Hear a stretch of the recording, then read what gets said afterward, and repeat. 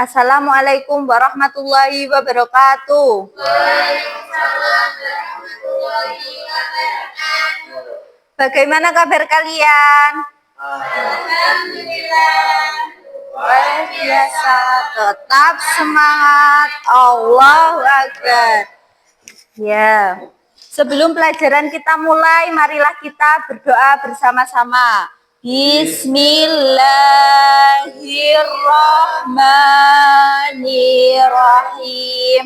Raditu billahi rabba wa bil islami dina wa bi muhammadin nabiyya wa rasulah. Rabbi zidni ilma warzuqni fahma. Amin ya rabbal alamin. Oke, saya akan membacakan tata tertib pembelajaran di kelas. 1. Masuk kelas tepat waktu. 2. Berpakaian rapi dan sopan. 3. Membawa perlengkapan belajar lengkap. 4. Tidak bermain atau berbicara sendiri saat pelajaran. Oke, sudah paham? Paham. Oke, hari ini siapa yang tidak masuk? Anwar. Anwar sama siapa? Ayu. Ayu. Oke. David, Raka, Hadir. Megan. Hadir. Oke.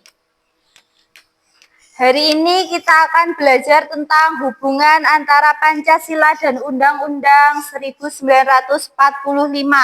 Kalian tentu sudah mengenal Pancasila sebagai dasar negara kita kan?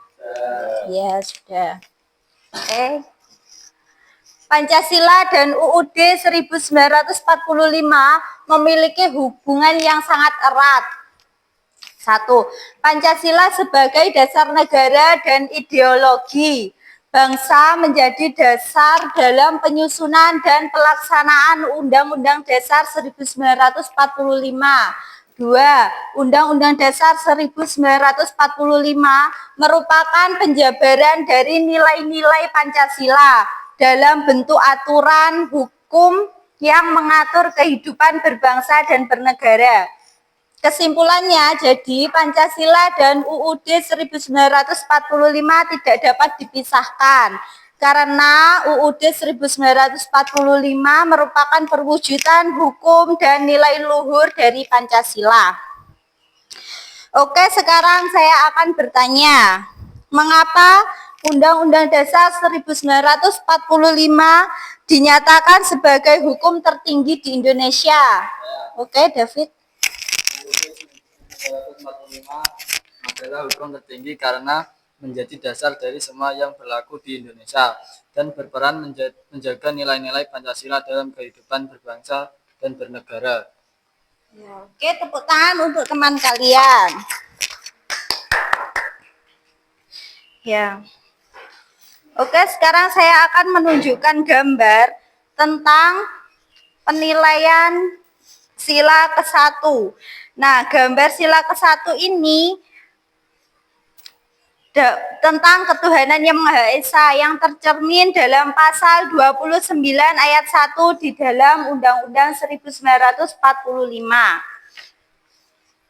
Oke, sekarang kalian saya buat kelompok menjadi 2 kelompok. Kelompok 1 dan kelompok 2.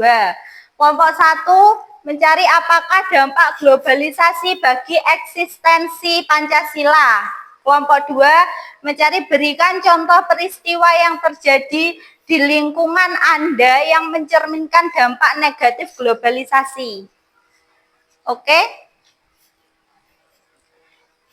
Kelompok 2 ada yang ditanyakan? Tidak. Oke.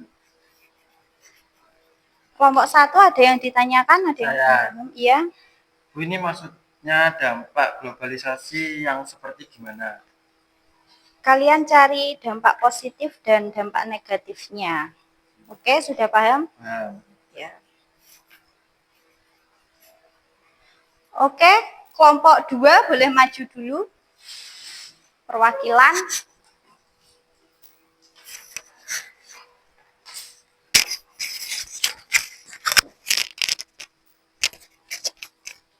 Berikan contoh peristiwa yang terjadi di lingkungan Anda yang mencerminkan dampak negatif globalisasi. Di lingkungan tempat tinggal saya, banyak anak-anak lebih memilih bermain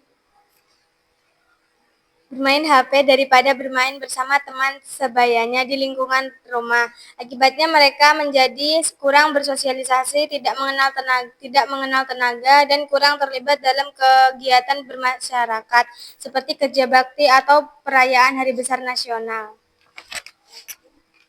Oke, ada yang ditanyakan untuk kelompok 2? Tidak. Oke, terima kasih. Untuk kelompok 2, tepuk tangannya mana? Ya, oke, kelompok 1 boleh maju perwakilan.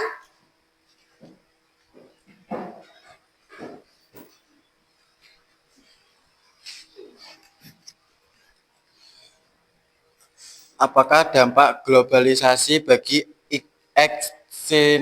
eksistensi Pancasila?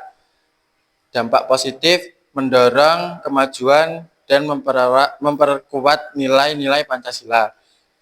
Dampak negatif tergerusnya nilai-nilai luhur Pancasila dan krisis identitas nasional. Ya, ada yang ditanyakan untuk kelompok 1? Saya, ya.